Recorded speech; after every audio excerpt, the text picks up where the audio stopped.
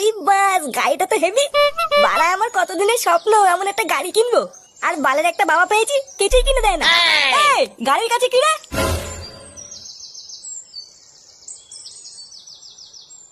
গাড়ির কাছে কি করছিস লেওড়া?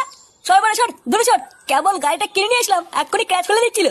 আরে চোদন লালটু, গলায় শোনার চেন, গায়ে জোকারের জামা, নতুন গাড়ি, তো তো চোদনই আলাদা। কোনো লটারি মটারি পেয়েছিস নাকি? হ্যাঁ লেওড়াই লালটু না, কোনো লটারি চোদন না, বুঝলি তো? কি বলছিস? তাহলে কি করে কিনলি? ব্যাটিং ব্যাটিং, এই আইপিএল এ ব্যাটিং করে কিনেছি।